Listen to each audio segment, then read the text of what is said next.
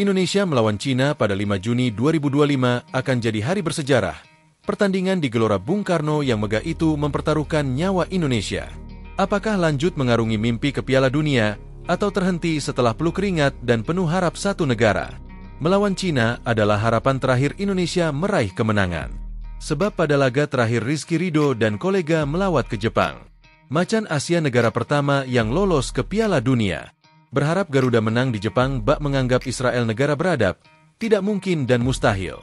Sejak jauh-jauh hari kita harus realistis melawan Jepang, tahu diri dengan kualitas mereka. Di Gelora Bung Karno saja kita dihajar habis-habisan. 4 gol bersarang ke gawang Marten Paes, tanpa sanggup satupun kita membalas. Apalagi nanti ketika bertanding di negeri matahari terbit.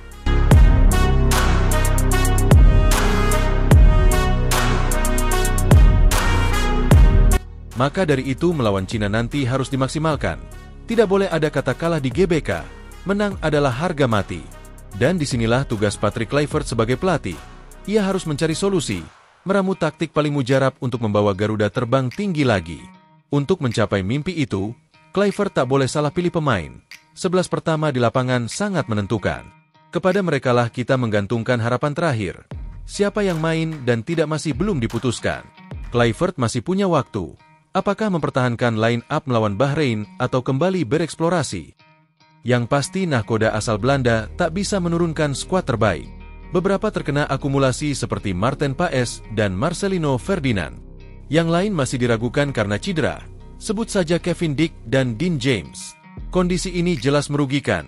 Namun para supporter masih bisa sedikit bernapas lega. Bukan apa-apa, timnas Indonesia sekarang dilimpahi banyak pemain. Dalam satu posisi saja terdapat 3 pemain yang levelnya tak jauh berbeda. Di bawah Mistar hampir pasti jadi milik Emil Audero. Ia menjalani musim yang cukup bagus bersama Palermo. Sukses mengantarkan klub melalui playoff promosi ke Serie A, hanya saja persiapan dan kebugaran bisa menjadi kendala kecil. Sebab keikutsertaan Palermo di playoff membuat mereka masih bertanding ketika kompetisi lain sudah berakhir. Artinya, Emil masih akan bermain sampai akhir Mei. Bahkan jika Palermo menembus final, sang kiper masih di sana sampai 2 Juni 2025. Dengan kata lain, Emil hanya punya waktu persiapan 3 hari sebelum melawan Cina. Belum lagi faktor kelelahan dalam perjalanan panjangnya membelah benua, dari Italia ke Indonesia yang memakan waktu belasan jam di udara. Tapi yakinlah itu bukan jadi soal untuk Emil. Nafsunya sudah menggebu-gebu mengawal gawang Indonesia di GBK. Terkait formasi, besar kemungkinan Patrick Kluivert mempertahankan skema 3 back, seperti yang sudah ia lakukan di 2 laga sebelumnya melawan Australia dan Bahrain. 3 back juga jadi identitas skuad timnas Indonesia, sebab formasi ini sudah dipakai sejak era Shin Tae-yong dan sejauh ini terbukti berhasil.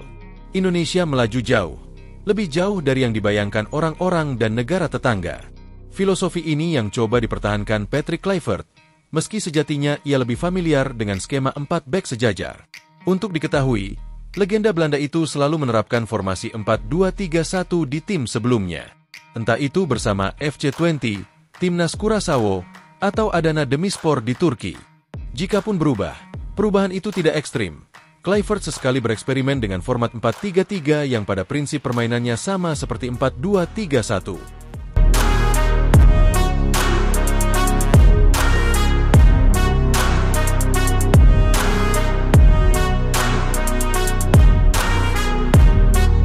Yang menjadi pertanyaan berikutnya adalah siapa 3 bek sejajar yang tampil sejak menit pertama di Jakarta?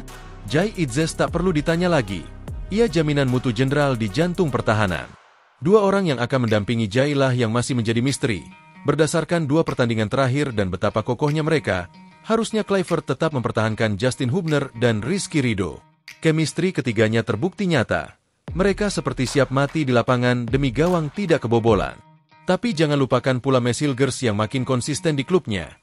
Kondisi ini sebenarnya bisa menjadi nilai tambah untuk Hilgers. Bukan tidak mungkin ia menggantikan Justin Hubner yang sudah tidak bermain sejak April seiring berakhirnya kompetisi Premier League 2. Untuk pertandingan yang sangat penting, pelatih pasti ingin pemain yang siap tempur. Yang feel mereka terhadap ketatnya kompetisi dan kerasnya pertandingan masih membara. Mads yang masih bermain di Liga Belanda punya itu. Termasuk juga Rizky Ridho yang masih menyisakan 2 laga lagi di Liga 1. Justin dikhawatirkan kehilangan level kompetitifnya karena sebulan sudah tidak bertanding. Jadi sangat masuk akal Mes tampil sejak awal membangun tridente kokoh di belakang bersama Jai dan Rido. Jika Kluivert benar-benar memutuskan ini, maka ada dua pemain yang merasakan debut di GBK, yakni Emil Audero dan Mes Hilgers. Perlu diingat, Mes sudah 2 kali tampil untuk Indonesia. Namun, 2 laga itu berlangsung di Cina dan Australia. Malang memang nasib Mes. Selalu dipanggil tapi tak pernah merasakan magisnya Gelora Bung Karno. Malah giliran bermain, timnas justru kalah. Dengan kata lain, laga melawan Cina harus dijadikan bek 24 tahun itu sebagai pembuktian bahwa dia layak bermain, bisa dipercaya, dan bahwa dirinya butuh GBK untuk tampil mempesona.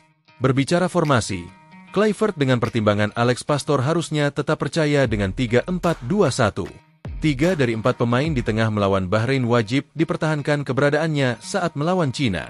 Kinerja Tom Haye dan Joey Plopesi benar-benar gila. Keduanya menjaga kedalaman dengan sangat meyakinkan. Fakta bahwa Joey melakukan debut Maret lalu adalah bukti dia tahu apa yang harus dilakukan, apa yang diinginkan pelatih, apa yang dibutuhkan Indonesia. Sementara Tom adalah penghubung depan dengan belakang. Ialah penafsir ruang. Tidak ada yang lebih baik darinya di timnas saat ini.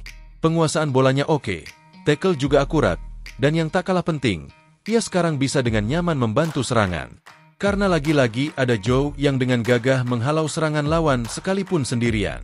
Di sisi kiri atau yang biasa disebut bek sayap kiri sudah pasti milik Kelvin Verdong. Performanya sedang meningkat di level klub. Sementara di timnas tak perlu lagi kita pertanyakan kontribusinya. Sejatinya posisi Verdong sudah tidak aman sejak Dean James datang. Apalagi baru-baru ini, Dean James menggoreskan tinta emas dengan membawa klubnya Go Ahead Eagles, juara KNVB Beker, alias Piala Belanda untuk pertama kalinya dalam sejarah klub. Masalahnya, Dean James mengalami cedera, ia pun diragukan tampil melawan Cina. Menurut tim medis klub, ia harus menepi setidaknya 1 bulan yang artinya kondisi James belum 100% pulih pada tanggal 5 Juni 2025. Ketika sisi kiri tak berpindah tangan, sisi kanan belum ada yang menjinakkan. Biasanya itu di zona amannya Kevin Dick. Hanya saja ia mengalami masalah serupa dengan Dean James, yaitu cedera. Kondisi Dix bisa dibilang lebih parah. Ia mengalami masalah hamstring dan telah menepis sejak awal April. Menurut kabar yang beredar, pemain yang musim depan merumput di Liga Jerman baru bisa bermain pertengahan Juni. Sebagai pengganti, pilihan Kluivert kemungkinan besar akan jatuh kepada Sandy Walsh. Dari semua pemain diaspora saat ini, Sandy lah yang paling lama bergabung. Ia sudah memakai Garuda di dada sejak 2023.